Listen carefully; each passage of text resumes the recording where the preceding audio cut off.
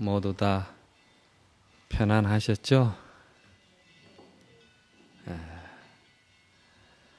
오늘은 여러분들과 기도와 그 기도에 의해서 성취되는 공덕, 그래서 오늘 법회의 주제는 기도와 공덕에 대해서 말씀을 드리겠습니다. 여러분들이 어느 사찰이나 절에를 들어가면은 항상 이렇게 대웅전이나 이러한 부처님을 모신 성전이 이렇게 이제 항상 먼저 들어오죠. 그래서 여러분들께서 그 성전에 들어가기 전에 그 성전의 앞에 보인 이렇게 이제 현판을 보면은 대웅전이다 이렇게 이제 적혀 있는 현판도 있고, 또 이제 여기 법인정사 같으면은 법인정사에는 대적광전이다 이렇게 또 이제 적혀 있는 현판이 있고 그렇습니다. 이제 다 여러분들께서 보실 때는 다 모두 부처님을 모신 성전인데 어떻게 그 현판이 대웅전이라고 적을 때가 있고 대적광전이라고 적히는 또 현판도 있고 그런가, 이제 이렇게 또 이제 궁금하기도 하죠. 그래서 이제 그 성전에 상징적으로 우리가 믿음을 의지할 수 있는 그 믿음을 지극히 이제 발언하는 그 대상의 그 상징적인 부처님이 어떤 분을 모셨느냐, 이것에 따라서 현판이 이제 달라지죠. 그래서 서가모니 부처님을 모신 성전에는 대웅전이라는 현판이 붙습니다. 그래서 여기서 이제 큰 대자, 수커둥자, 대웅이라 그러는데 좀 생소하죠. 그렇죠? 세상에서는 영웅이라는 소리는 들어도 대웅이라는 소리는 이게 참 잘 안 쓰는 용어고 또 생소하시다 이 말이요. 근데 대웅이라는 말은 불가에서 쓰는 용어입니다. 그러면 영웅과 대웅은 어떻게 다른가? 영웅이라는 것은 자기의 목적과 어떤 그 야망과 뜻을 가지고 그것을 성취하기 위해서 그 성취를 도달하는 과정에 있어 가지고는 여러 가지 일반적으로 이해할 수 없는 부조리한 상황이 있더라도 그 목적을 성취해서 많은 사람에게 업적을 남긴 이런 사람을 우리가 대체적으로 이제 영웅이다. 역사적으로 전쟁을 일으켜서 땅을 넓히고 확장한 그 국가의 대표자도 영웅으로 들어가는 수가 많지 않습니까? 그런데 대웅은 그렇지 않아요. 대웅은 절대적인 선을 축으로 해서, 이 선은 착할 선이죠. 절대적인 선행을 많은 중생들에게 건해서 그 선행으로 인해서 큰 대성을 이룬 분을 대웅이라고 그러는 거예요. 그래서 여기에는 투쟁이라든지 어떤 서로 이기고 전다는 이런 그 승부욕이라든지 이런 것이 그 대웅에는 붙지를 않습니다. 절대적인 선행을 말하는 거야. 그래서 부처님 역사 이래로 경전이나 어딜 봐도 부처님은 폭력을 행사했다든지 그 과정에 있어서 많은 사람의 생명을 앗아갔다든지 이런 역사 기록이 부처님 역사에는 없습니다. 그래서 항상 착한 그 선행으로 인해서 모든 생명을 감화시켜서 그 생명의 눈을 뜨게끔 만들고 그 생명의 그 성품을 이 우주와 다 통할 수 있게끔 마음의 문을 열어주신 분을 대웅이라고 그런다 이 말이에요. 그러면은 여기는 대적광전이라고 그랬는데 대적광전은 또 대웅과 어떻게 다르냐? 대적광전이라고 적힌 데는 반드시 거기에는 청정법신 비로자나 부처님을 모셨습니다. 그래서 이제 이 청정법신 비로자나불과 부처님은 또 어떻게 다른가? 부처님도 참 많으시죠. 예, 우리가 생각할 때 서가모니 부처님도 있고요. 부처님 이전에 저 위엄왕불, 가섭불, 비바시불 해서 부처님이 참 많습니다. 그런데 그 가운데 이제 서가모니 부처님이고, 그런데 이 모든 부처님의 근원이 될 수 있는 본불, 즉 말해서 그 근원이 될 수 있는 부처님이 청정법신 비로자나불이다 이러거든요. 그럼 그 청정법신 비로자나불은 서가모니 부처님과는 조금 다른 것이 있다면, 서가모니 부처님은 역사적으로 이 사람의 모양을 빌려서 이 세계에 오셔서 역사적으로 그 인간 역사를 이루고 가신 분을 서가모니 부처님이라고 그러고, 비로자나 부처님은 이 온 우주 법계에 그대로 그 부처님의 원력과 그 부처님의 진리가 그대로 이 우주 세계에 바늘기 하나 꽂을 틈도 비워놓지 않냐고 꽉 이 부처님의 진리를 꽉 법으로 채워지가 있는 것이 비로자나 부처님이라고 그럽니다. 그러면은 서가모니 부처님도 그 비로자나 부처님의 원력에 의해서 화신으로 오신 분을 서가모니 부처님이라고 그러고, 그 서가모니 부처님의 본 원력과 그 진리의 당체는 비로자나불이다 이렇게 이제 보셔야 됩니다. 그래서 그 비로자나불을 모시는 데는 거기는 대적광전이라고 그랬거든. 큰 대자 고요할 적자. 그런데 거기에 이제 빛광자를 썼거든요. 전자는 이제 이렇게 정각을 한다고 했기 때문에 전자를 쓴 것이고, 그러면 그 근본 뜻은 대적광에 큰 의미가 있다 이 말이야. 그러면 크게 고요한 걸 말하는 거거든. 대적이라고 그럴 때는 크게 고요하다. 그럼 여기서 크게 고요하다고 해서 여러분들이 보통 고요한 거하고는 좀 차원이 다른 아주 큰 고요함을 말하는구나 이렇게 생각하시면 안 돼요. 왜 그러냐? 대적이라는 대적은 제가 조금 전에 말씀드렸듯이 이 우주 전체에 바늘기 하나 꼽을 자리도 비워놓지 않고 꽉 부처님의 그 기운이 꽉 찬 것을 대적이라고 그래요. 아시겠어요? 그래서 전에 제가 말씀드렸지, 원효대사는 이걸 뭐라고 표현했냐면은 크기는 그 큰 것을 보고자 하니 말이지 그 큰 것에 뒤가 없더라는 거예요. 아시겠어요? 그럼 이건 무슨 말이에요? 그 큰 것이 한정이 없기 때문에 그 뒤를 볼 수가 없다는 것이지. 즉 말해서 이 우주가 전체적으로 태양으로 광명으로 밝아버리면은 밝다는 용어와 개념이 없어져 버린다는 것이지. 왜? 어느 한쪽은 밝고 어느 한쪽은 밝지 않은 곳이 있을 때 밝다는 용어가 성립이 되는 것이지, 전체가 밝아버리면은 밝다는 용어를 우리가 쓸 필요가 없어요. 저 사람은 너무 인성이 착하고 너무 착하다 하면은요, 다른 사람이 볼 때 그게 착한 거지 그 본인은 착한 줄을 몰라버려요. 왜? 그걸 내가 착한 줄을 알면은 그 사람은 아직도 뭔가 꼭지가 덜 떨어지고 착하지 않은 부분이 있기 때문에 내가 착하다는 걸 느끼는 것이고, 그래서 부처님도 부처님이라는 걸 모른다는 거예요. 그래서 금강경에는 부처가 아니기 때문에 부처님이라고 그런다 이렇게 이야기하잖아. 그렇죠? 그거는 내가 너무 착해버리면은 내가 스스로 착한 줄을 모른다니까.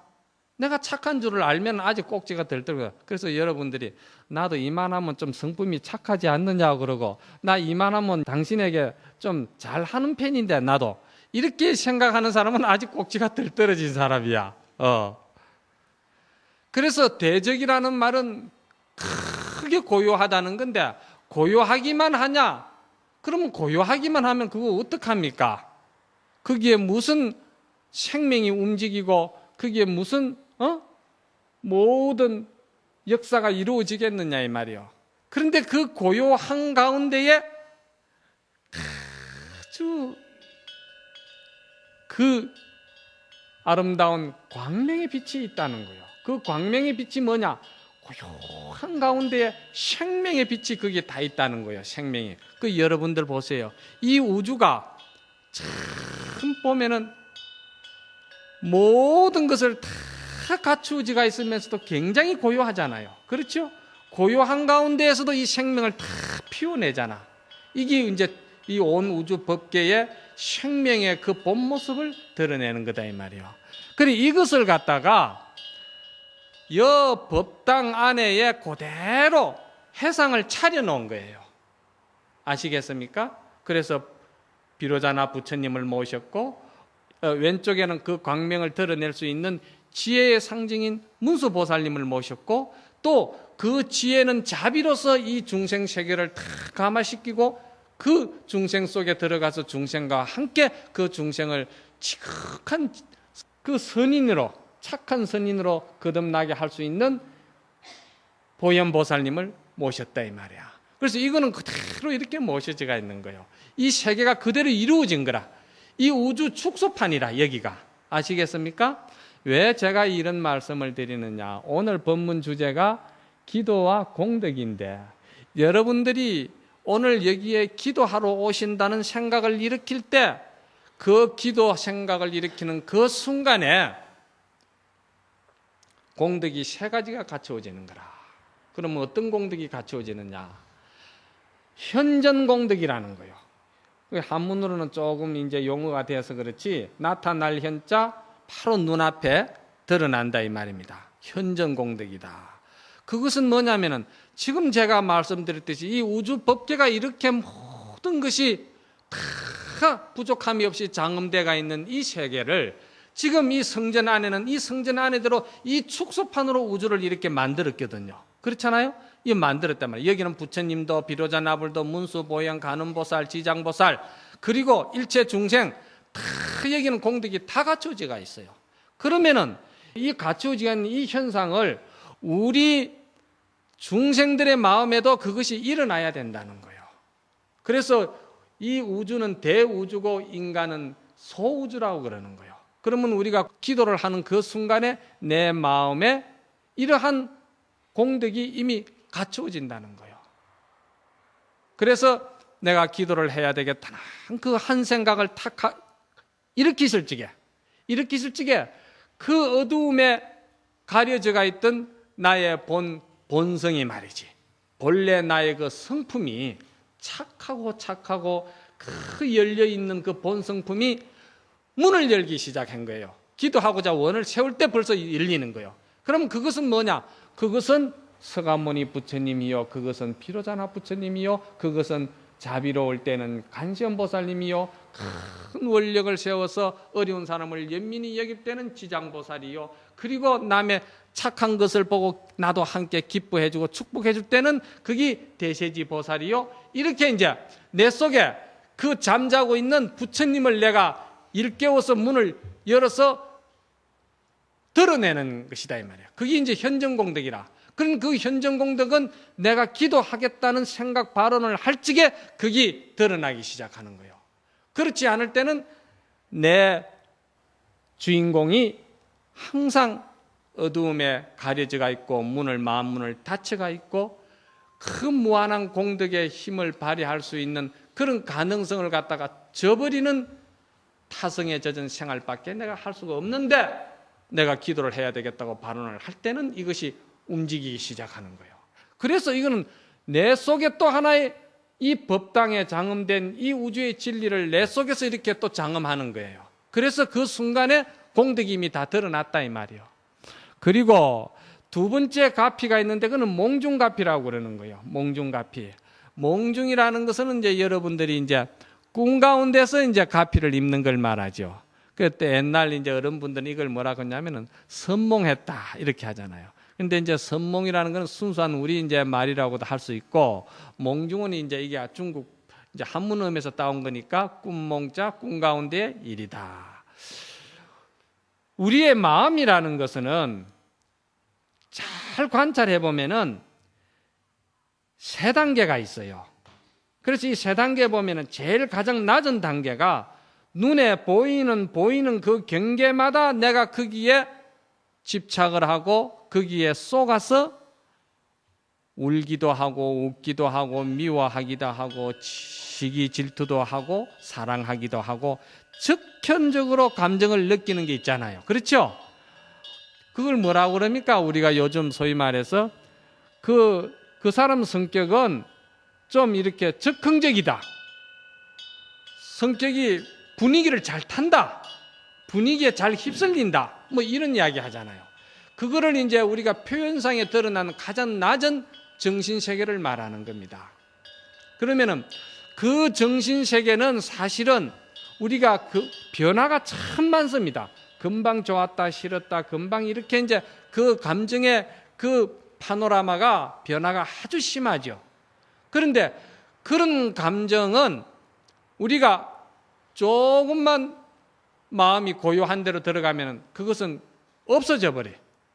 왜 그러냐? 그거는 그 근원이 뿌리가 약하기 때문에 그건 금방 없어지는 거예요. 그건 뭐가 같았냐면은 아지랑이와 같은 거야. 그거는. 그런데 그 아지랑이와 같은 것인데도 그걸 붙들고 맨날 며칠이고 고뇌하고 괴로워하고 슬퍼하는 사람들도 참 많아요. 그런데 이제 이게 수행을 하고 기도를 조금 하면은 거기에서 벗어날 수 있는 눈이 열리는 거예요. 그게 뭐냐면은 조금 더 이제 깊이 들어가는 거예요. 깊이 들어간다는 것은 어떤 사물과 경계를 이렇게 볼 적에 그 사물과 경계를 보면서 그 사물과 경계에 결과가 어떻게 되고 그거는 본질이 어떻게 된다는 걸 갖다가 사색하고 사유하고 조금 그 본질을 들여다보는 이 지혜가 조금 있는 거예요. 이거는 이제 우리가 아까는 그게 이제 육식의 경계라고 그러고 요거는 이제 칠식의 경계인데 요즘 현대말로 말하면은 현상의식이고 이 몽중의 의식은 요거는 이제 잠재의식이라고 그러는 거예요. 이 잠재의식은 조금 더 생각이 깊이 들어간다 이 말이에요. 그래서 우리가 보통 이제 꿈을 꿀 때도 꿈을 꾸기는 꿨는데 무슨 꿈을 꿨는지 잘 생각이 안 난다. 그러는 거는 점잖게 말해서 그건 강아지 꿈이야. 그렇죠? 밤새도록 꿈을 꿨는데 무슨 생각인지 아침에는 생각이 안 난다. 그거는 표상의식이기 때문에 그렇잖아요. 아까 그 이제 변화무상한 그 육식에서 말이야. 현상의식에서 일어난 것들이기 때문에 꿈에서도 밤새도록 쫓아다니고 밤새도록 볼일로 봤는데 아침에 일어나니까 정리도 안 되고 기억도 안 나고 뭔가다 모르겠다 이래 되는데 생전에 말이지 좀 깊이 들어가 가지고 아주 깊이 그것을 관찰하고 마음에 맺힌 것이 있고 마음에 그것이 한이 되고 뭔가가 참 이렇게 골똘하게 아주 이제 생각을 깊이 한 사람은 그것이 이제 꿈에 나타날 때 그게 선몽이라고 하는 거예요. 그거는 이제 잠재의식은 나타날 때 그 꿈이 그대로 이제 아침에 일어나도 그것이 이제 정리가 되고 기억이 되는 거야. 어쩐지 나 너무 선명하게 꿈을 꿨어. 너무 선명해가지고 내가 아주 깜짝 놀랐다고 그러잖아요. 그거는 이제 내가 일상생활 속에서도 좀 깊이 생각하는 것이지. 그리고 이제 그 다음 공덕이 뭐냐면은 언현가피라고 하기도 하고 명운가피라고 그래. 명운가피.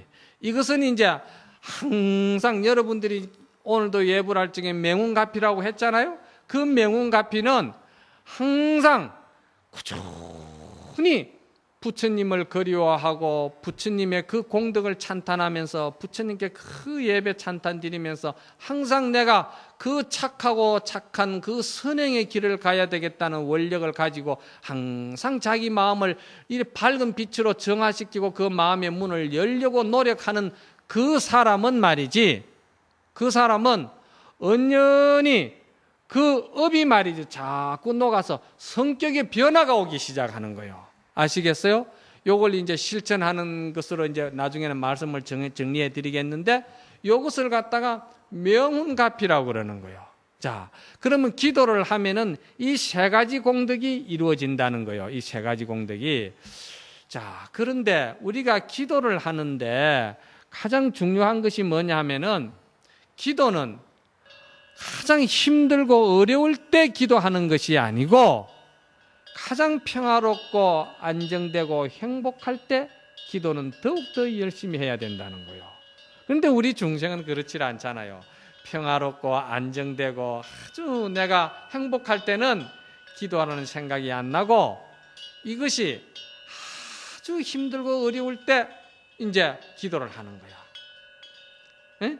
그러니까 어려울 때 기도를 하면은 그 기도 공덕이 같은 힘을 주는 기도를 하고 정성을 들이는데도 그 기도 공덕이 늦어요.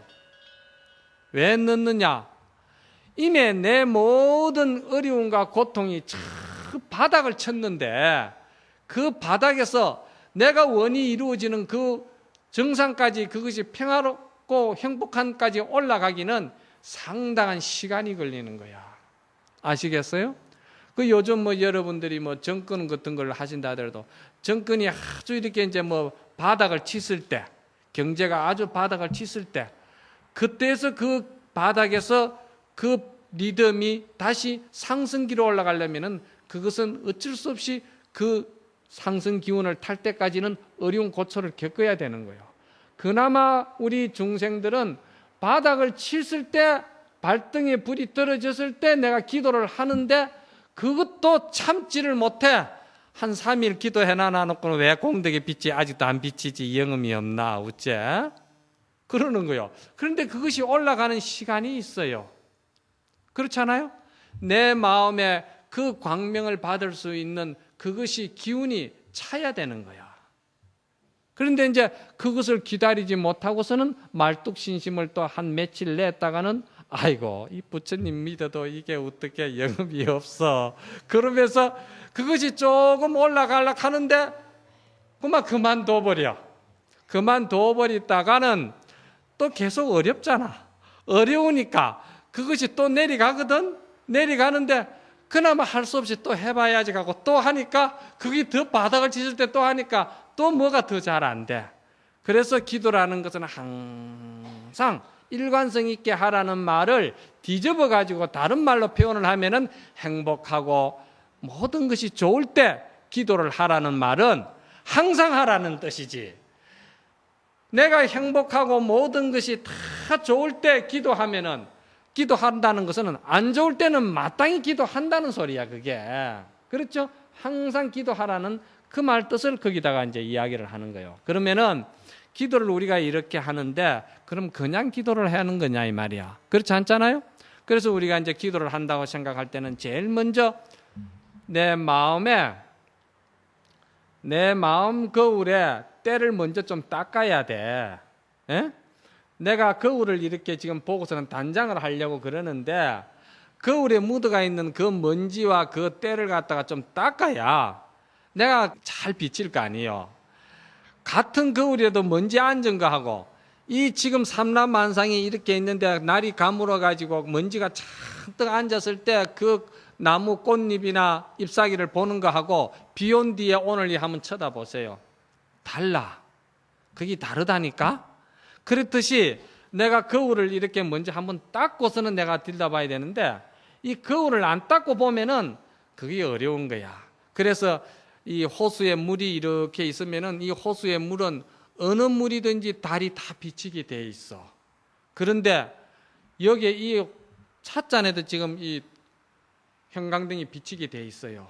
다 비쳐. 그런데 그 호수의 물이 아주 맑으면은 그 달빛이 광명이 나요. 굉장히 빛이 달라. 그런데 그 호수의 물이 우중충하면은 그 달이 비쳐도 어떻게 보면 보이고 어떻게 보면 안 보이고 어떻게 보면 부사지고 어떻게 보면은 있는 것 같기도 하고 없는 것 같기도 하고 그렇거든. 그건 뭐냐면은 내가 내 마음에 먼저 참여하는 그런 나의 잘못은 업에 대해서 참여를 하지 아니하고 욕심만 가지고 먼저 기도를 하면은 그게 부처님이 공덕이 오기는 왔는데 보이는지 안 보이는지 있는지 없는지 공덕을 성취했는지 아닌지 모른다는 거예요. 그래서 참여를 하는데 참여를 어떻게 하느냐. 부처님이시여, 당신은 어떻게 그렇게 거룩한 성인이 되셨습니까? 당신의 전생에 그 성인이 되기까지 세운 원력을 제가 들이다보니까 많은 생명들을 위해서 당신은 때로는 원숭이도 되었다가 때로는 사슴도 되었고 때로는 별별 생명을 다 받아가지고 그 생명 세계 속에 살면서 그 생명들을 대신해서 당신은 참으로 그 목숨을 초계같이 버리고 헌신하고 희생한 나날들이 많았습니다. 당신은 일체 생명들을 다 사랑하는 그런 거룩한 공덕이 많았습니다. 이걸 이제 한번 우리 생각해 봐야 되는 거예요. 그렇죠? 그 생각을 해야 부처님이 우리를 귀엽게 여기고 반갑게 생각하고 참 기특하구나 이 생각을 하지. 같은 자식이라도 부모의 심정과 부모의 지난날의 그 아픔을 잘 챙기고 효성이 있는 자식이 정이 더 가는 거야. 내 속에 난 자식이라도 만날 와서 그렇게 욕심만 부리고 단락하기만 하는 자식은 자식이라도 아무래도 그것이 정이 덜 가지. 응? 이게 이제 참인 거야. 그래서 나에게 미워하는 생각이 있는 것 같으면은 사랑하는 나에게 성품도 있을 거 아니냐 이 말이야. 그런데 나는 사랑하는 성품을 내가 쓰지를 못하고 미워하는 성품을 많이 썼고, 베푸는 성격이 있는데도 그걸 쓰지 못하고 나는 자꾸 욕심내고 내가 내 자신을 이기심 쪽으로만 쓰는 쪽으로만 내가 썼다 이 말이야. 이런 것들을 좀 참여를 해야지. 부처님 전에 그 참여를 하면은요, 그 참여가 지극하면은 그냥 그렇게 슬프고 눈물이 나요. 아, 정말 내가 너무 잘못 살았구나. 너무 어리석게 살았구나. 내가 너무 이기심으로 살았구나. 내가 이기심으로 살다 보니까 내 주변의 인연들, 부모나 자식이나 형제를 내가 자꾸 못났다고 원망만 했지, 내 부모나 자식이나 형제들을 그 부족한 형제를 위해서 내가 내 마음의 문을 열고 내가 얼마만큼 그들을 위해서 내가 기도해주고 그들을 위해서 내가 헌신해주고 그들을 위해서 내가 희생해주면서 그들을 위해서 내가 마음의 문을 열고 시간을 얼마나 가지고 또 그들을 바라볼 적에 내 입장보다도 그들의 입장을 내가 얼마만큼 눈여겨 챙겨보았던가 이 말이요. 응? 이런 것을 좀 생각하는 거야. 그러면은 나는 부족한 게 너무 많고 전부 다 모든 경계에 부닥칠 때마다 내 입장만 생각한 거야. 왜 저 모양인고? 왜 사람이 저런가? 그 생각만 할 줄 알았지. 그 사람이 왜 그렇게 되었는가? 그 사람이 왜 그럴 수밖에 없었는가? 그 사람이 왜 지금 그러한 사람이 되었는가 하는 걸 갖다가 내가 한 번도 생각 안 하는 거야. 그냥 지금 일어난 현상의 결과만 가지고 나는 그렇지 않은데 너는 와 그 모양이냐? 이렇게 되는 거예요. 그러면 이거는 해결책이 안 나. 응? 서로가 자꾸 멀어져 버리는 거야. 그러면 내 반성과 내 참회가 있어야 돼. 내가 참회를 착하게 하면은 부처님이 그냥 내가 눈물을 흘릴 때 부처님도 따라 함께 눈물을 흘리는 거예요. 아시겠어요? 내가 그 눈물을 통해서 내 마음의 그 평수가 넓어질 적에 내 마음이 확 넓어지고 내 모든 생각이 이렇게 고요한 속으로 들어갈 때에 상대방도 그 마음이 평수가 넓어지면서 고요해지면서 함께 부처님의 밝은 세계로 같이 들어가는 거예요. 그래서 이런 말이 있잖아. 부처님이 성불 하시는 날 일체 중생이 모두가 성불했다고 부처님이 선언했거든. 아시겠어요? 이런 말 참 어렵죠. 부처님이 성불하셨는데 왜 우리 일체 중생이 다 성불했다 했는가? 이 참 어렵죠.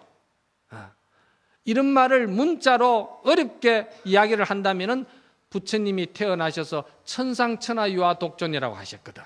그러면 하늘 위에나 하늘 아래나 내가 가장 홀로 높다고 하실 적에 이미 그 말씀 하실 적에 부처님만 홀로 높은 것이 아니고 일체 중생이 모두가 홀로 높다는 거예요. 이 말은 다 뒤집어 이야기하면은 내가 성불하는 날 일체 중생이 모두가 성불을 해버린 거예요. 아시겠습니까? 그러니까 내가 그래 참회를 하고 내가 반성을 하고 내가 마음을 그렇게 넓게 가지려고 원을 세우고 할 적에 그러면은 벌써 나와 더불어 인연 있는 부모나 형제나 친구나 내 인연 있는 모든 자식이나 이웃들이 다 성불하는 거야. 왜 그러냐? 부처 눈에는 부처만 보이기 때문에 그렇다는 거예요. 여러분들 무학대사하고 이승계와 주고받은 이야기가 있죠. 참 유명하죠. 이승계가 무학대사를 초빙해가지고 지금 이 순간에 대사님하고 저하고는 너무 대사님이 점잖은 진리만 이야기를 하셨으니까 오늘은 좀 농담도 좀 합시다. 그래 농담 좀 합시다. 그럼 당신부터 하시오. 그러니까 이승계가 무학대사를 바라보고 나는 쳐다보니까 스님이 얼굴이 꼭 돼지 콧구멍 같소 이랬거든. 이승계가 무학대사를 바라보고 스님 얼굴이 꼭 돼지 콧구멍 같소 이랬거든. 그러니까 이제 둘이 한바탕 웃은 거야. 그러니까 이승계가 또 이제 무학대사를 보고 스님은 나가 뭘로 보입니까? 이렇게 물은 거야. 그러니까 무학대사는 바라보고 하는 말이 나는 당신을 바라보니까 와, 참 삼계의 대사고 사상의 자부이신 자비하신 거룩하신 부처님 같이 보입니다 하거든. 그러니까 이승계가 아이고 농담하기로 해놓고서는 또 뭐 그런 말씀 하시느냐고 그러는 거예요. 그러니까 나는 이게 농담이라는 거예요. 왜 농담이냐? 내 온 바탕이 전부 다 부처이기 때문에 부처에서 나오는 농담도 진리고 부처에서 나오는 말도 전부 다 진리라는 거야. 그래서 농담이 따로 있고 진리가 따로 있다는 게 아니에요. 그러니까 부처 눈에는 전부 다 부처만 보인다는 거예요. 그러니까 여러분들이 진실로 참회를 부처님 앞에 먼저 할 적에 여러분들이 참회의 눈물이 쏟아지고 거기에서 참 여러분들이 자기 인생에 대해서 참 그 희한의 눈물을 흘리면서 반성하고 그럴 적에 내 마음이 아주 고요 속으로 들어가면서 내 주변 인물들이 전부 다 부처로 보이는 거예요. 내만 부처가 아니고 다 부처로 보이는 거라. 이게 이제 마음의 큰 묘용입니다. 이걸 아셔야 돼. 그래서 그런 참회부터 먼저 해야 되는 거야. 그래서 그 참회 속에는 내가 이때까지 잘못 살아온 거, 내가 이기심으로, 내 자존심으로, 내 그 아만심으로, 그러면서 내가 너무나도 나를 학대하고 내가 나를 너무나도 괴롭히면서 살았거든. 그거는 전부 다 자기 괴롭히는 일밖에 없어. 그래서 그 괴로움의 끝은 뭐냐면은 업이 행성이 되고 그 업은 업을 따라서 또 지옥 고통을 받는 거로 계속 그렇게만 리바이벌이 자꾸 되는 거예요. 다람쥐 쳇바퀴 돌듯이 광명이 안 비쳐.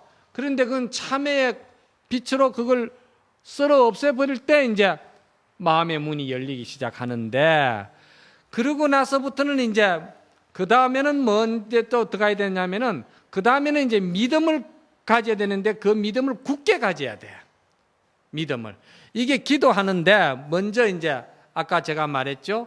기도하는 마음을 일으키는 그 순간에 내 마음의 부처의 문을 연다고 그랬죠. 그래서 현정가피가 일어난다고 그랬죠.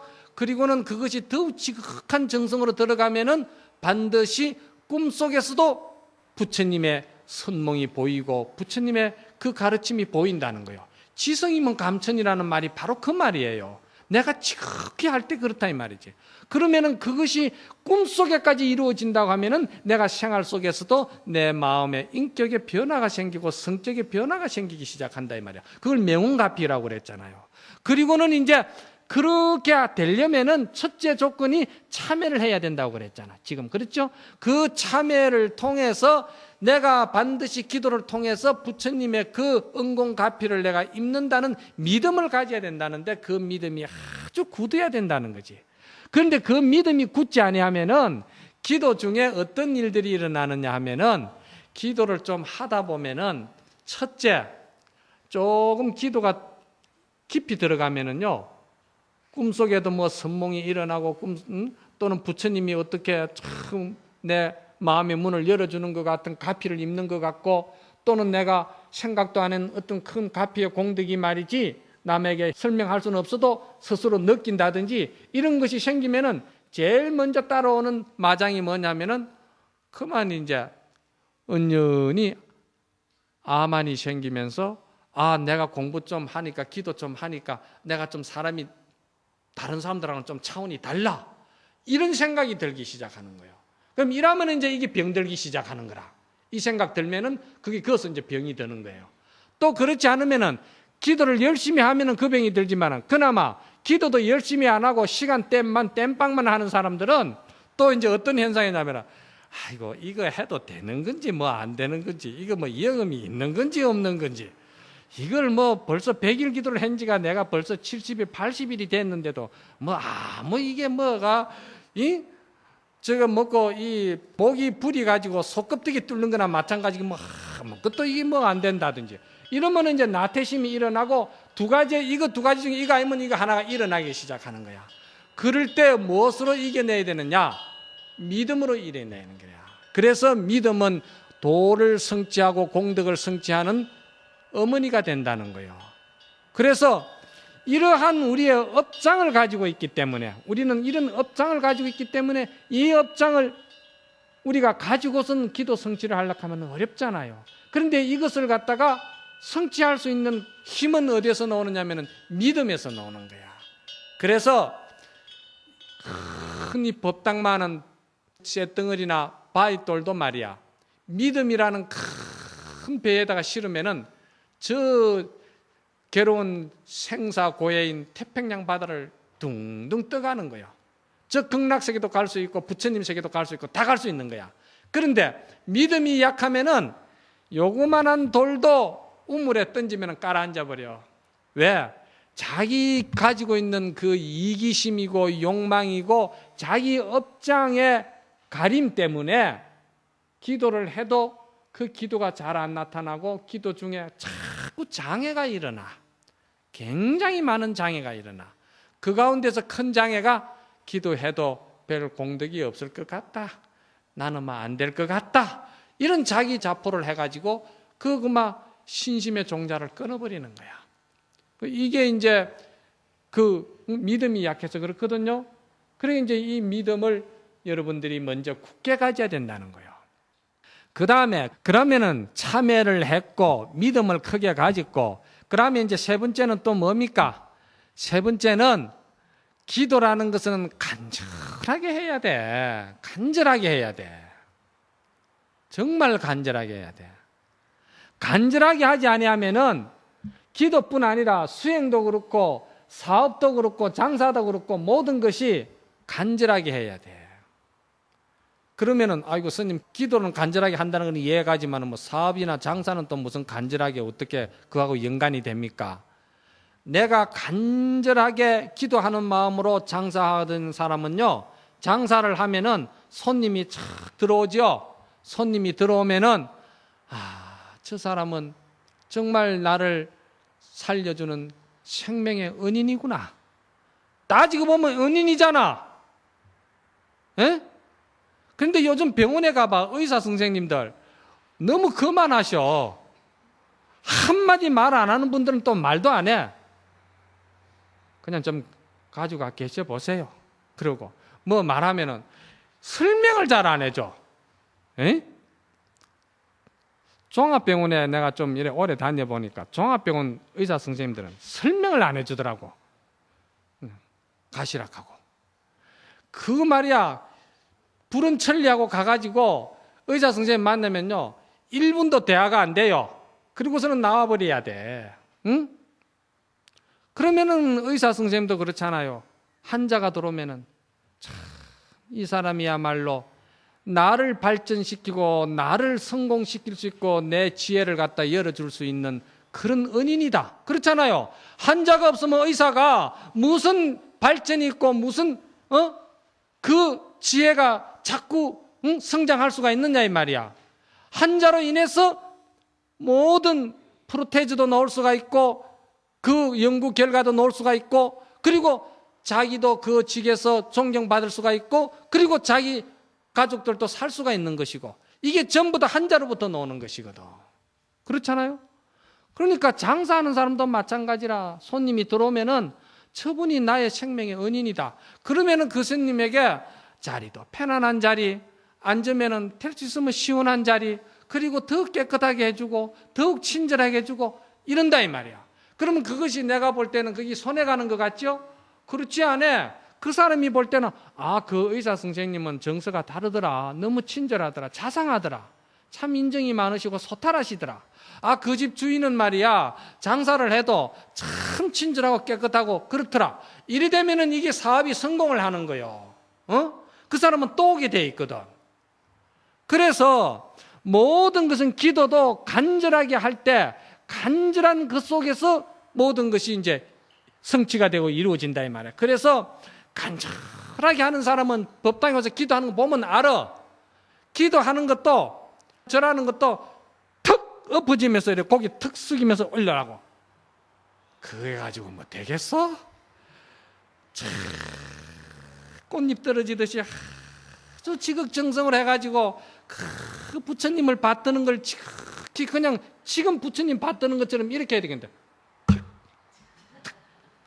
이래가지고 그래가지고 무슨 정성이 들어가고 그것이 부처님이 모르겠습니까? 자기 자신이 모릅니까?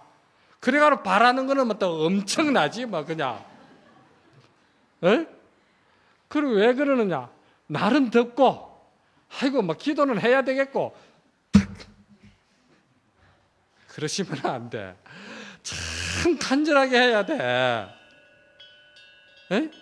그리고 또 집에서도 기도할 때 보면은 간절하게 안 하고서는 시간 땜빵하는 기도를 많이 해. 그래 놓고는 기도하다가 말이지 전화가 오지. 그냥 놔놓고 전화 본다고 한참 또 전화 받을 때는 기도 어디로 가버리고 없고 또 시어머니 같으면 며느리 보고 애야 오늘 지금 그 된장 좀 짭짤하게 좀 끼리라. 그러고는 또 이제 기도하다가 또 누가 오면 니 어디 갔다 왔노? 그러고는 또 기도하고 그렇게 정성이 없어가지고 무슨 기도를 어떻게 하느냐고. 이 기도는 참 정성을 해야 돼. 그래 기도를 정성을 하는 사람은 인생 사는 것도 진지하게 살아. 자원봉사하는 것도 그래요. 자원봉사하는 것도 아주 말이지 진지하게. 참 그 어려운 사람들이 정말 내 부모 같고 내 형제 같고 이 사람들이 아니면은 내가 이런 착한 마음에 문을 어떻게 열을 수가 있었겠노? 저런 사람들이 아니면은 내 마음에 착한 문을 내가 어떻게 열 계기가 됐겠느냐 이 말이야. 그 한 세상 모르고 살지. 그런데 그 사람들을 위해서 내가 손끝에서 자원봉사를 하니까 그 사람이 내 마음에 부처의 문을 열어주고 나를 철이 나게 만들어주고 철난다 소리 이해 갑니까? 어? 철나자 벼른박에 또 이렇게 풀칠하는 사람도 있어. 어? 인생이라는 게 그렇게 호락호락한 거 아니에요. 응? 이게 간절한 게 이게 대단히 중요한 거야. 그래 간절한 사람은 절도 간절하고 그 연불 할 때도 보면은 그 음성도 너무너무 진지해요. 음성도 말이지 아주 그 간절한 음성은 들어보면은 감동을 받아요. 건성을 하는 음성 연불하고는 달라. 내가 부처님께 음성 공양을 올려야 되겠다는 생각을 가지고 하니까 그 음성이 아주 간절하면서 듣는 사람이 그 음성만 들어도 그냥 가슴에 뭐가 울려. 그냥 뭔가가 막 가슴을 막 쳐. 듣는 사람이 눈물이 나. 우리 스님네들이 아침에 새벽 종성을 할 때 간절하게 하든지 지장기도, 간음기도를 할 적에 아주 간절하게 하면은요, 듣는 사람이 그냥 듣기만 있어도 업장이 쭉 흘러내리는 것 같아. 그 음성만 들어도. 그게 어디서 나오느냐? 간절한 데서 나오는 거예요. 시간 땜빵하는 식으로 해가지고는 듣는 사람이 절대 감동이 안 와.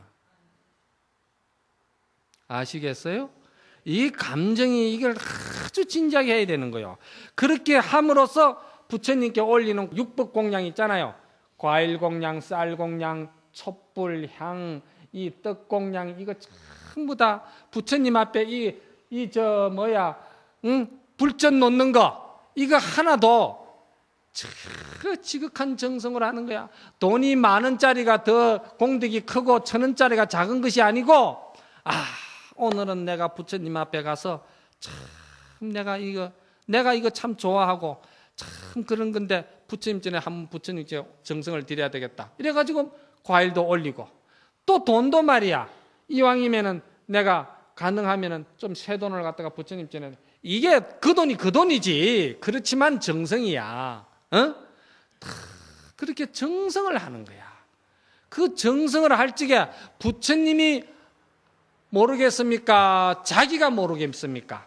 부처님하고 자기하고는 하나로 통하는 거야. 그래서 옛날 어른들은 쌀을 걸머쥐고 절에 가서 불공을 할 때는 하면 맨날 며칠 전부터 모욕제기하면서 쌀을 다 골라가면서 기 빠지고 떨어지고 돌멩이 다 골라내고 그 토실토실하고 눈이 아주 선명한 쌀만 골라가지고 머리에 이고 가서 올리고, 이 정성이 기도 공덕이 다 이루어지는 거야. 거기에서 그 다음에 이제 간절하게, 부처님 전에는 항상 자기가 간절하게 해야 되고, 그 다음에 이제 뭐가 들어가느냐, 그 다음에 이제 일념으로 호맹연불이 들어가는 거야. 이제 그 다음부터 호맹연불이 들어가는데, 이제 우리가 지장기도, 관음기도 연불하지요.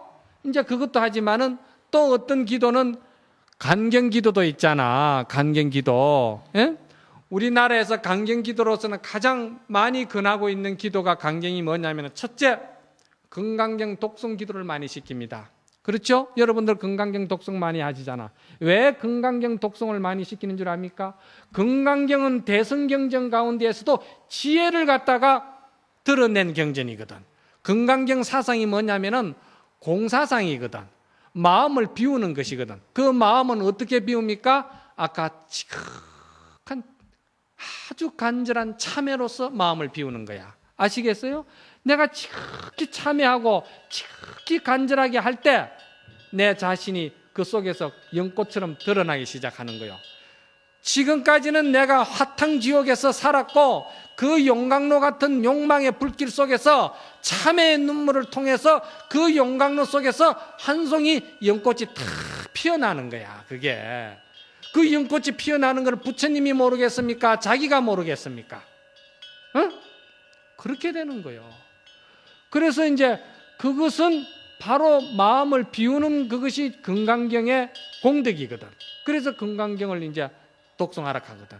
우리의 이 마음 속에는 금강경에 그 말씀하시는 그 공덕이, 지혜가 우리에게 있기 때문에 그거를 열으라고 금강경을 독송을 시키는 거예요. 그 다음에 뭔 독송을 많이 시키느냐? 간음기도를 많이 시키잖아. 그렇죠? 그래서 그 간음기도는 어디서 나오는 것이냐면요, 법화경의 28품 가운데에 관세음보살 보문품이 있거든요. 그 법화경이 너무나도 방대하고 두꺼워요. 7권이나 되잖아. 이렇게나 두꺼운 거 여러분들 쳐다보기만 해도 기가 꽉 눌려버리지.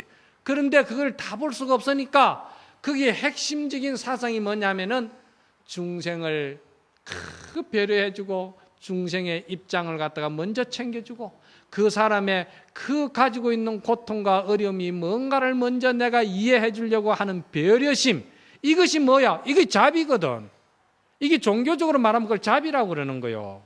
일반적으로 우리가 말하면은 입장을 바꿔 생각해 주고, 배려해 주고, 이해해 주고, 그 사람을 갖다가 사랑해 주려고 하고, 이런 거는 다 우리 일반 용어지만은 경전에서는 그걸 자비라고 그랬거든.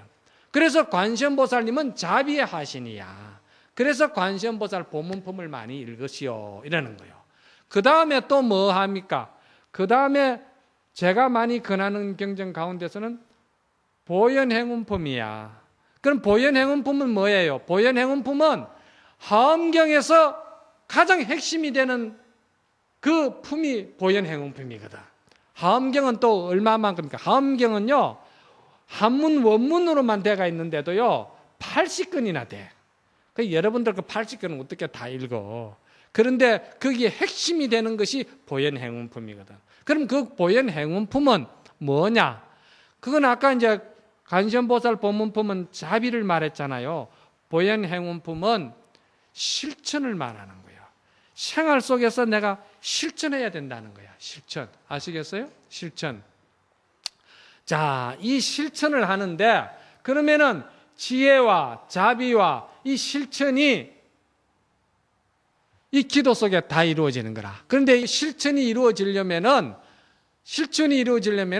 우리가 기도하는 가운데서 제일 중요한 게 뭐냐면은 원력을 세워야 된다는 거야. 원력을. 아시겠습니까? 원력. 이 원력은 내가 기도하는 가운데 마장이 일어나든지 기도하는 가운데 어려움이 있어도 원력의 힘으로서 그거를 기도를 갖다가 이겨내는 거예요. 회양을 하게 되는 거라. 기도 중단하는 사람들이 참 많잖아요. 기도하다가 기도 중단하고. 제가 여기 와가지고 3000배 기도 시켜가지고 참 내가 원하는 바대로 진지하게 간절하게 참여하면서 원력을 세우면서 기도 회양하는 사람을 내가 못 봤어. 한 번도 못 봤어.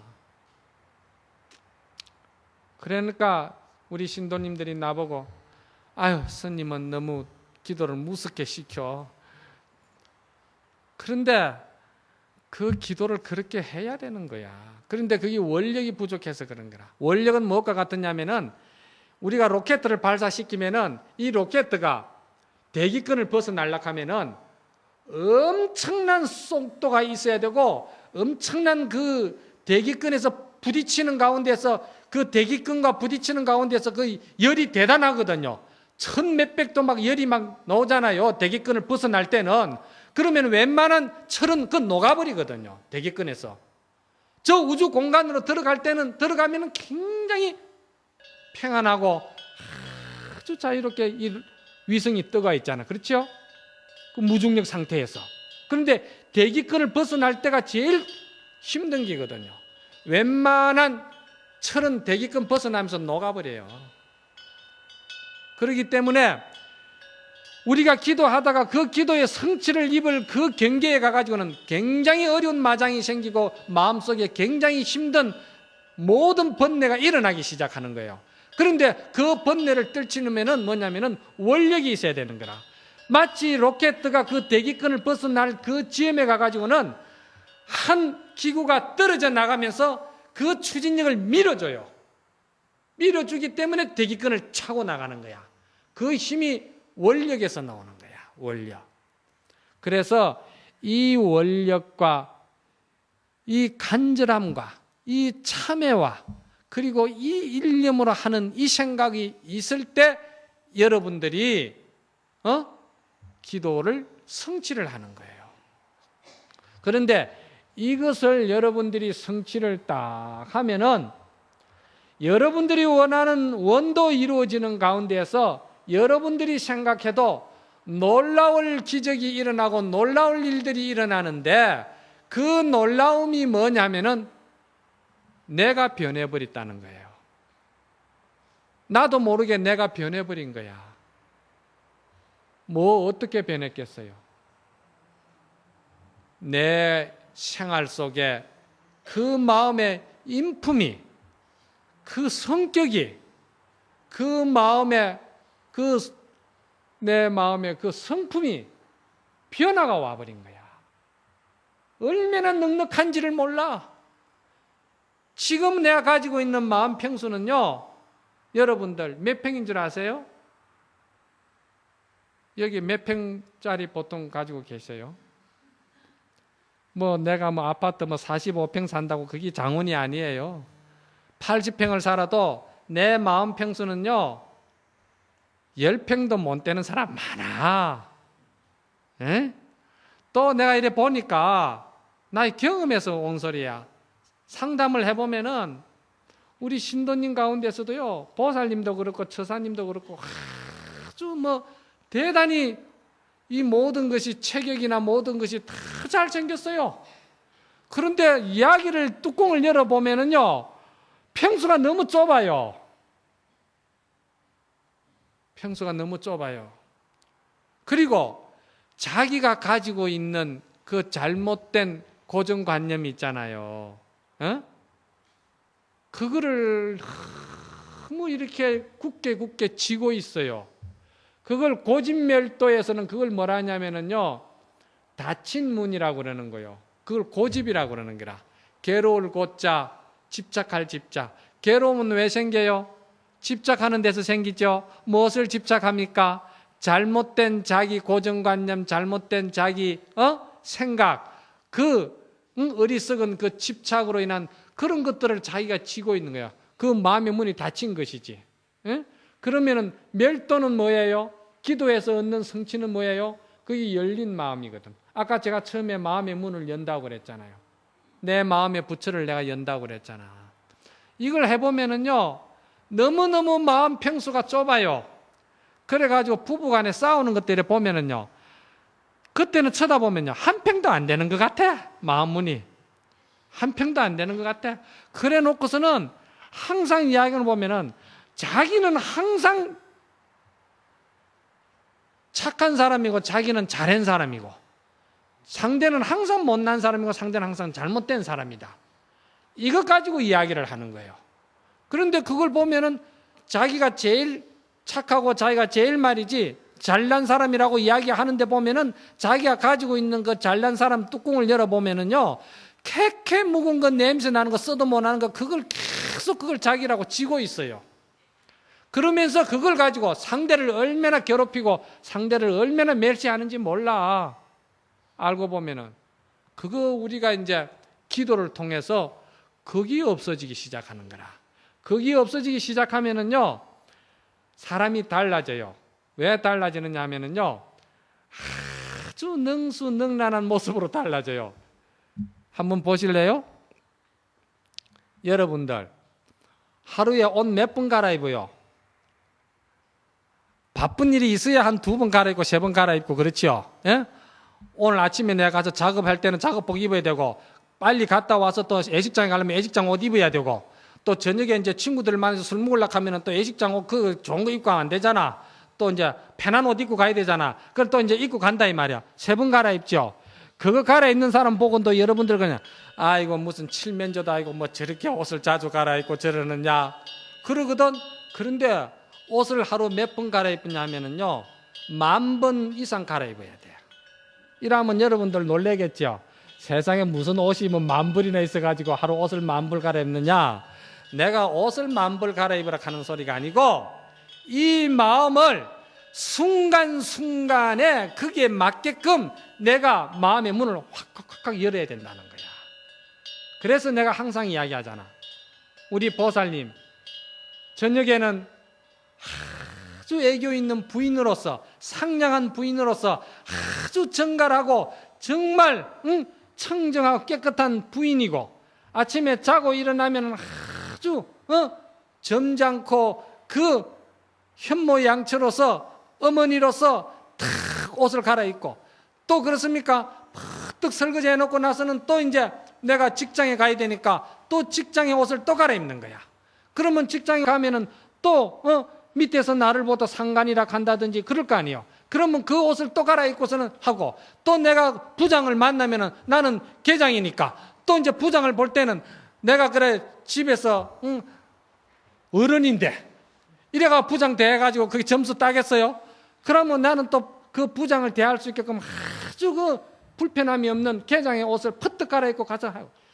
이게 말이요, 내가 조금 농담이지만은 이것을 잘하는 사람 있잖아요. 이걸 뭘 좋은 말로 말하면 서비스라고 그러고, 이걸 좋은 말로 말하면 아부라고 그러고 그러죠? 아부 이것도 능력이야. 나쁘게만 보지 마.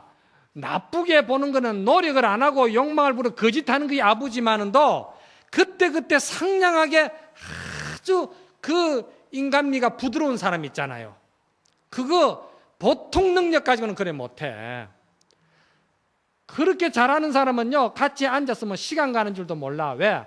대화를 해보면은요, 대화가 주작이 맞아요. 내가 이 말하면 저서도 저 말해가 받아 넘겨주면서 아주 대화가 좋은데, 무뚝뚝한 사람은요, 나는 이야기하는데 지는 가만히 앉아가지고 말문 닫고 앉아가지고 그만 지 혼자 육도배설 다 해버리는 거야.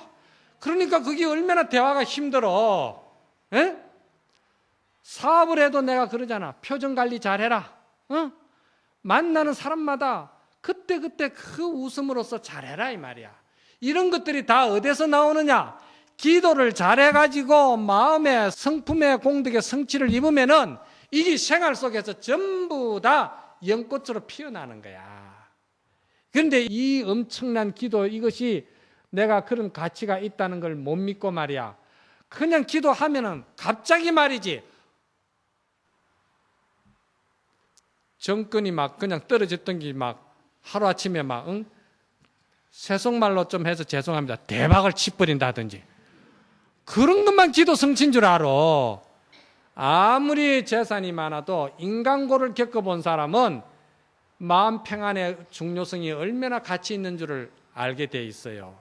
그리고 우리가 지금 이 와서 법문 듣고 이렇게 하는 것도 너무나도 감사하다. 오늘도 이렇게 내가 웃으면서 이 법문 듣고 내가 이 마음의 문을 열 수 있는 이런 생명의 지금 기운을 가지고 있다는 것을 감사하게 생각할 줄 알아야 돼.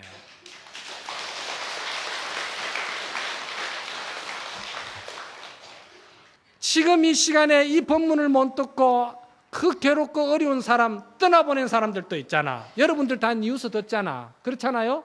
그런 걸 생각할 때 지금 내가 얼마나 행복해요. 이 행복한 이 순간을 내가 이 마음을 베풀고 좀 행동하면서 좀 이걸 즐기면서 내 삶을 좀 내가 행복하게 기쁘게 내가 전향을 시켜야 되겠다. 이것이 기도의 공덕이 될 때 신앙이라는 것이 위대하구나. 정말 부처님께 마음의 문을 열고 기도 성취를 했을 때 그것은 정말 나에게 엄청난 행복을 갖다 주는 정말 가치 있는 일이구나. 이것을 이제 알고 기도를 해야 기도도 간절하고 진지하게 들어가지, 절도 지극정성으로 절을 갖다가 하지, 억지로 하는 놈의 절, 그러면 안 돼. 아시겠죠? 예, 오늘은 그래서 이제 기도를 여러분들이 마음을 일으킬 때 벌써 기도 공덕을 성취한다. 그리고 두 번째는 뭐죠? 두 번째는 여러분들이 참여를 지극히 해야 된다. 그리고 그 참여를 하고 난 다음에 기도는 간절하게 해야 된다. 그리고 또 뭐죠? 그리고서는 일념으로 해야 된다. 그리고 그 기도가 어려울 때 내가 서운을 세워야 된다. 원력을 세워야 된다. 그리고 그 원력으로 인해서 나도 모르게 내가 내 인품과 성격이 인격이 바뀌어져서 내 삶이 정말 행복하고 즐겁고 내 인생이 진지해진다. 이거 결론이 나죠? 예? 이제 정리가 되죠? 예. 모두 다 성불 하십시오.